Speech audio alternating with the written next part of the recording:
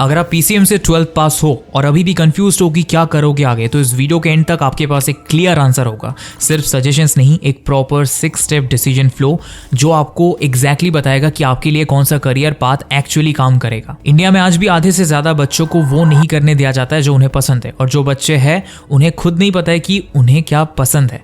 और ऊपर से इस फास्ट चेंजिंग एआई एरा में ऑप्शंस इतने ज्यादा खुल गए कि 12th के बाद कंफ्यूजन और भी बढ़ गई है। और अगर आप ऑलरेडी कोई ब्रांच चूज कर चुके हो तो भी रुको, क्योंकि जो मैं बताने वाला हूं वो सुन के शायद आप अपना डिसीजन रीथिंक करोगे। इस वीडियो को बनाने का हमारा एक ही मोटिव है, हम इसमें वो सब कुछ कवर करेंगे जो पीसीएम से 12th पास करने के बाद एक बच्चे को चाहिए होता है, एक क्लियर करियर पाथ। तो इसमें हम 6 मेजर करियर पाथ डिस्कस करेंगे, उनके real success rates, real salaries और कंपटीशन के साथ। क्योंकि देखो, आज भी इंडिया में 12th पीसीएम के बाद 90% बच्चे वही करियर चूज करते हैं जो उन्हें किसी ने सजेस्ट किया होता है। देखो, 2024 के एक डेटा के मुताबिक मैकेनिकल और सिविल इंजीनियरिंग के ग्रेजुएट्स की एम्प्लॉयबिलिटी रेट सिर्फ 54% थी और इलेक्ट्रिकल की 57%। मतलब आधे से ज्यादा लोग जो ये सेफ ब्रांचेस चूज करते हैं वो एक ऐसे कंपटीशन का हिस्सा बन रहे हैं जिसमें उनके जीतने का चांसेस 1% से भी कम है। इसलिए सच बताओ तो इनमें सेफ जैसा अब कुछ है नहीं। और वही दूसरी तरफ नैस्कॉम का डेटा बोलता है कि इंडिया में एआई और टेक रोल्स की डिमांड 2026 तक 10 लाख क्रॉस कर जाएगी,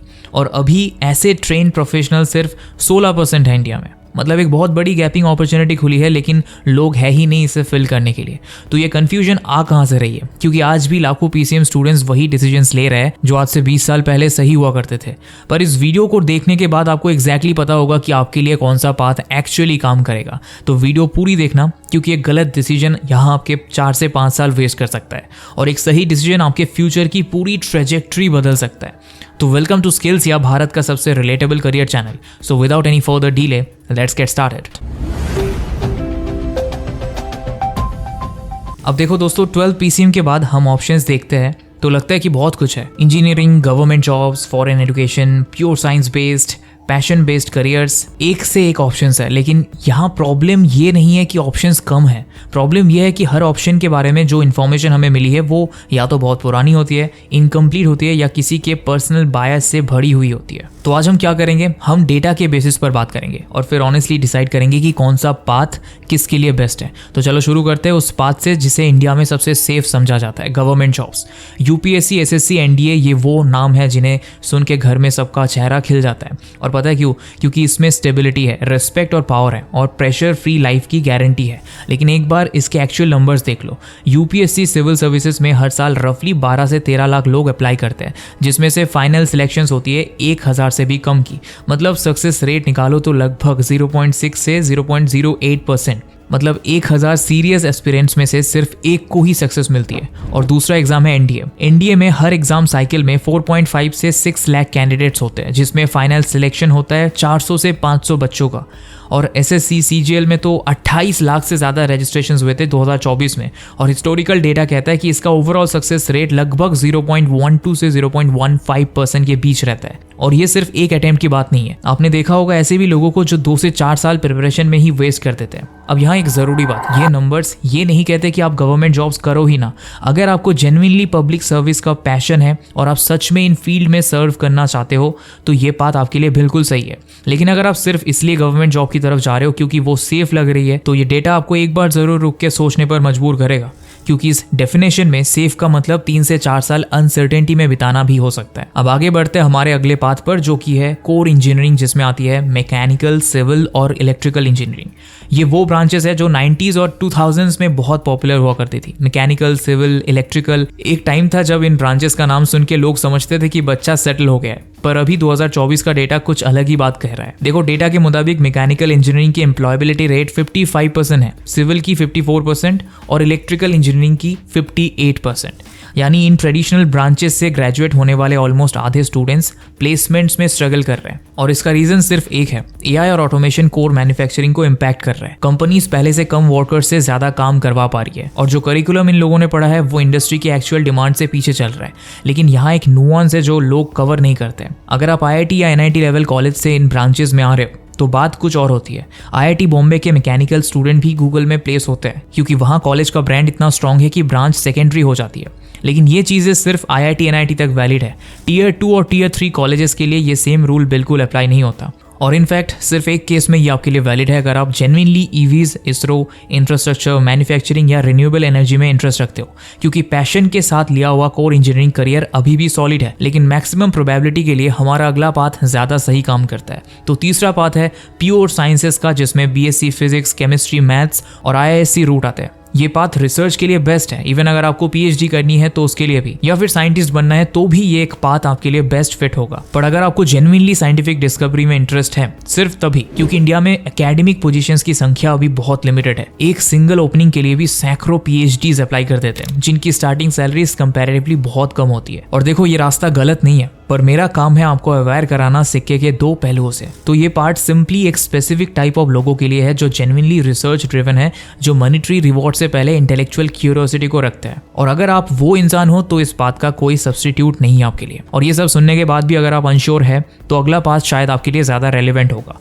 ये रास्ता है फॉरेन एजुकेशन का। फॉरेन एजुकेशन का ड्रीम इंडिया के हर मिडिल क्लास घर में होता है, और क्यों ना हो जब आपको world class infrastructure, international exposure और बेटर अर्निंग पोटेंशियल मिलता है तो। लेकिन 2025 का डेटा जो कहता है वो सुनना भी जरूरी है। सबसे पहले कनाडा को लेते हैं। एक टाइम था जब कनाडा इंडियन स्टूडेंट्स का मोस्ट प्रेफर्ड डेस्टिनेशन हुआ करता था। 2023 में 5 लाख इंडियन स्टूडेंट्स के पास कनाडा के स्टडी परमिट्स थे। फिर क्या हुआ? ICEF मॉनिटर के 2025 डेटा के मुताबिक जनवरी से अगस्त 2025 के बीच कनाडा ने इंडियन स्टूडेंट्स को 10,000 से भी कम न्यू स्टडी परमिट्स इशू किए। सेम पीरियड 2023 में यह नंबर था 75,000 के करीब। और इंडियन एप्लीकेंट्स का वीजा रिजेक्शन रेट जो 2023 में 32% था, वो बढ़ के 2025 में 70 to 80% तक पहुंच गया। अब यूके की बात करें तो वहां सिचुएशन थोड़ी बेटर है। 2025 में इंडियन स्टूडेंट्स को यूके ने 98,000 से ज्यादा स्पॉन्सर्ड स्टडी वीजास दिए, जो चाइना के ऑलमोस्ट बराबर था। और जर्मनी एक इंटरेस्टिंग ऑप्शन इसलिए भी है क्योंकि वहां गवर्नमेंट यूनिवर्सिटीज में ट्यूशन फीस नियर जीरो है, मतलब पढ़ाई ऑलमोस्ट फ्री है। लेकिन एक इंपॉर्टेंट पॉइंट ऑफ व्यू ये भी है कि आपको जर्मन लैंग्वेज सीखनी पड़ेगी वहां रहने के लिए। इंग्लिश में कोर्स तो मिल जाएंगी, लेकिन डेली लाइफ और जॉब्स के लिए जर्मन जरूरी होती है। तो जो वो इन्वेस्टमेंट करने के लिए रेडी है उनके लिए जर्मनी जेन्युइनली एक सॉलिड ऑप्शन है। अब अगला पाथ है पैशन बेस्ड, और मैं चाहता हूं कि आप इसे थोड़ा ध्यान से सुनो। देखो, कंटेंट क्रिएटर बनना, एक्टर बनना, एथलीट बनना, खुद का बिजनेस चलाना, इन सब के लिए एक जेन्युइन रिस्पेक्ट होती है। जो लोग इन फील्ड्स में सीरियसली काम करते हैं और सक्सेस पाते हैं, वो सिर्फ पैसा नहीं कमाते, वो लोगों को इंस्पायर भी करते हैं। लेकिन एक बात है, अगर आप सिर्फ इसलिए इस पाथ पे जा रहे हो क्योंकि बाकी सब बोरिंग लगता है या किसी यूट्यूबर को देख के लगता है यह कितना ईजी है, तो ये फील्ड आपके लिए नहीं है। क्योंकि जो लोग यहाँ सक्सेस देख रहे हैं उनके अंदर एक चीज कॉमन होती है, ऑब्सेसिव लेवल का इंटरेस्ट। सिर्फ इंटरेस्ट नहीं, ऑब्सेशन। और अगर आप वो इंसान हो तो एक बैकअप प्लान के साथ इस पाथ पे जरूर जाइए। लेकिन अगर आप कन्विंस्ड नहीं है कि आप सच में ऑब्सेस्ड है, तो अगला पाथ आपका है, जो है कंप्यूटर साइंस का पाथ। AICTE के 2024 से 25 के डेटा के मुताबिक CSE में इंडिया का सबसे ज्यादा एनरोलमेंट था, करीब 4 लाख स्टूडेंट्स का। और फ्रेशर की सैलरी इसमें 6 से 12 लाख पर एनम से स्टार्ट होती है। टॉप कंपनीज में ये नंबर 20 से 40 लाख तक भी जाता है, और एक्सपीरियंस प्रोफेशनल्स के लिए 30 से 60 लाख प्लस। और AI को देखे तो ये आज के टाइम में इस लेवल पर आ चुका है कि इसे इग्नोर करना बहुत गलत होगा। अब यहाँ मैं एक डायरेक्ट बात बोलूंगा, क्योंकि मैं जानता हूँ आपके दिमाग में एक सवाल चल रहा है, और वो सवाल वैलिड है कि भैया टेक में भी ले-ऑफ्स हो रहे हैं, क्या अब वहाँ कुछ सेफ है? तो पहले ले-ऑफ्स की रियलिटी देखते हैं।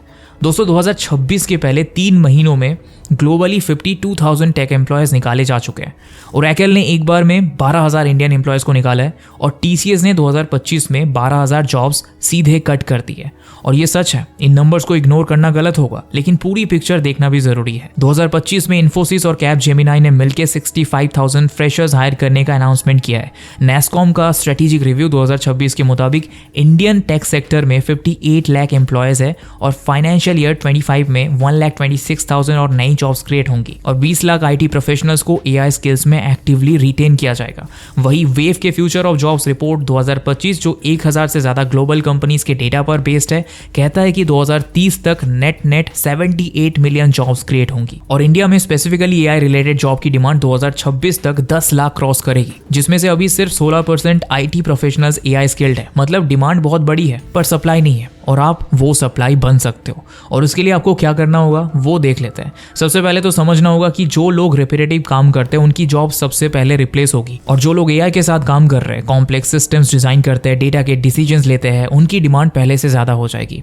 और ये पैटर्न अब टूटता दिख रहा है। टेक करियर लेना रिस्की नहीं है, टेक करियर में आउटडेटेड रहना रिस्की है और ये पूरी तरह से आपके हाथ में है। जो बच्चा आज 12th में है वो अगले 2029 तक ग्रेजुएट होगा, तब तक एआई और ज़्यादा पावरफुल हो जाएगा और एआई के साथ काम करने वाले प्रोफेशनल्स की डिमांड और भी ज़्यादा हो जाएगी। तो ये कहना बिल्कुल गलत नहीं होगा कि यही सबसे सही टाइम है इस फील्ड में एंटर करने का। और एक बार कंप्यूटर साइंस डिसाइड कर लिया तो सबसे कॉमन कंफ्यूजन आता है, अच्छे कॉलेज में नॉर्मल ब्रांच लूं या एवरेज कॉलेज में सीएसई। इस कंफ्यूजन को आज हम हमेशा के लिए खत्म कर देंगे। देखो, रूल नंबर 1 है, अगर आपको आईआईटी, एनआईटी, आईआईटी या बिट्स लेवल का इंस्टीट्यूट मिल रहा है तो अच्छा कॉलेज चूज करो, चाहे ब्रांच कोई भी हो। क्यों? क्योंकि इन कॉलेजेस में कंपनीज कोई भी ब्रांच से सॉफ्टवेयर रोल्स के लिए हायर करती है। आईआईटी बॉम्बे के मैकेनिकल स्टूडेंट भी गूगल में प्लेस होते हैं क्योंकि इन कॉलेजेस की ब्रांड वैल्यू इतनी स्ट्रांग होती है कि ब्रांच सेकेंडरी हो जाती है। और प्रोग्रामिंग, डीएसए, प्रोजेक्ट्स, ये सब आप खुद सीख सकते हो कॉलेज के 4 साल में। रूल नंबर 2, अगर आप टियर 2 कॉलेज जैसे विट, एसआरएम, मणिपाल, थापर में जाने का सोच रहे हो तो मैं रिकमेंड करूंगा कि आप सीएसई या आईटी ब्रांच ही लो, क्योंकि इन कॉलेजेस में प्लेसमेंट्स ब्रांच स्पेसिफिक होती है। सीएस आईटी डिपार्टमेंट को सॉफ्टवेयर कंपनीज मिलती है, मैकेनिकल डिपार्टमेंट को मैन्युफैक्चरिंग कंपनीज, और अगर आप मैकेनिकल में हो और सॉफ्टवेयर जॉब चाहते हो तो काफी प्लेसमेंट ड्राइव्स में तो आपको बैठने ही नहीं दिया जाएगा। ये रियलिटी है। रूल नंबर 3, टियर 3 कॉलेज में सीएसई आईटी लेना और भी क्रिटिकल है। इन कॉलेजेस में लिमिटेड कंपनीज आती है और वो भी मोस्टली सीएस आईटी स्टूडेंट्स के लिए। तो एक टियर 3 मैकेनिकल स्टूडेंट के पास ना अच्छी प्लेसमेंट होती है, ना कॉलेज ब्रांड हेल्प करता है। अब एक इंपॉर्टेंट बात जो आपको हमेशा याद रखनी है, डिग्री मिलना और स्किल्स आना ये दोनों बहुत अलग चीजें हैं। बहुत सारे स्टूडेंट्स प्रेशर में आके रैंडम कॉलेज चूज कर लेते हैं, फिर 4 साल असाइनमेंट्स, एग्जाम्स और अटेंडेंस में निकाल देते हैं। एंड में उनके पास डिग्री तो होती है लेकिन स्किल्स नहीं होती है, क्योंकि आज भी बहुत कॉलेजेस का सिलेबस इंडस्ट्री से काफी पीछे चल रहा है। इसीलिए कॉलेज सिलेक्ट करते वक्त ये जरूर पूछ लेना कि यहाँ एक्चुअल इंडस्ट्री रेलिवेंट काम होगा या नहीं, प्रोजेक्ट्स होंगे या नहीं, या सिर्फ थ्योरी मिलेगी। और एक और बात, आजकल सीएसई के साथ बहुत सारी स्पेशलाइजेशंस मिलती है, जैसे CSE with AIML, CSE with data science, CSE with cyber security, CSE with cloud computing. List बहुत लंबी है, आप बताओ आप कौन सी चूज करोगे। पर चूज करने से पहले ये समझ लेना, इन सब स्पेशलाइजेशंस में पहले 2 साल का सिलेबस ऑलमोस्ट सिमिलर होता है। फर्क आता है 3rd और 4th ईयर में, जब 4 से 6 इलेक्टिव कोर्सेज अलग होते हैं। तो स्पेशलाइजेशन से ज़्यादा इंपॉर्टेंट है आपकी स्किल्स और प्रोजेक्ट्स। लेकिन अगर ऑप्शन है तो अपने इंटरेस्ट के हिसाब से चूज करो। अगर आपको मैथ्स सच में पसंद है तो सीएसई विद एआईएमएल या डेटा साइंस ले सकते हो। इसमें आपको स्टैटिस्टिक्स, मशीन लर्निंग और न्यूरल नेटवर्क्स का डीप एक्सपोजर मिलेगा। या सिक्योरिटी और इन्वेस्टिगेशन टाइप वर्क में इंटरेस्ट है तो सीएसई विद साइबर सिक्योरिटी एक अच्छी फील्ड है। और अगर अभी कुछ डिसाइड नहीं हुआ है तो आप प्लेन सीएसई ले सकते हो। आपके सामने कई ऑप्शंस खुल जाते हैं, आप बाद में एक्सप्लोर करके डिसाइड कर सकते हो। पर एक स्पेशलाइजेशन जो आपको अवॉइड करनी चाहिए वो है ब्लॉकचेन। सच बताओ तो इसका हाइप अब खत्म हो चुका है और इसमें फ्रेशर जॉब्स भी अब ऑलमोस्ट खत्म हो चुकी है। चलो अब सब कुछ एक क्लियर फ्लो में समराइज करते हैं। बस ये 6 स्टेप्स याद रखना और चाहो तो स्क्रीनशॉट भी ले लेना, क्योंकि ये आपके किसी दोस्त के भी काम आ सकता है। स्टेप नंबर 1, क्या आपको किसी चीज का जेन्युइन पैशन है? अगर हाँ तो पैशन के पीछे जाइए। पीसीएम का मतलब सिर्फ इंजीनियरिंग नहीं होता है, और ध्यान रहे पैशन के साथ जेन्युइन स्किल और टैलेंट भी होना चाहिए, वरना सिर्फ स्ट्रगल मिलेगा। स्टेप नंबर 2, पैशन नहीं है तो टेक या सीएस ब्रांच ले लो। और अगर कोई स्पेसिफिक डीप इंटरेस्ट भी नहीं है, और ये मेजॉरिटी ऑफ स्टूडेंट्स के लिए बिल्कुल नॉर्मल होगा, तो कंप्यूटर साइंस लो। सबसे ज़्यादा जॉब्स, सबसे ज़्यादा सैलरी पोटेंशियल, सबसे ज़्यादा फ्लेक्सिबिलिटी इसी में है। फिर स्टेप नंबर 3, सबसे बेस्ट कॉलेज टारगेट करो। अगर सीएस डिसाइड कर लिया है, अब अगला स्टेप है सबसे अच्छा कॉलेज टारगेट करना जो मिल सके। फिर उसके लिए जेई की तैयारी करो, स्टेट सीईटीज दो, प्राइवेट कॉलेज एग्जाम्स दो और बेस्ट पॉसिबल कॉलेज में एडमिशन लो। ये बहुत इंपॉर्टेंट है। अब स्टेप नंबर 4 आता है, सीएस आईटी मिल रहा है तो क्या करें?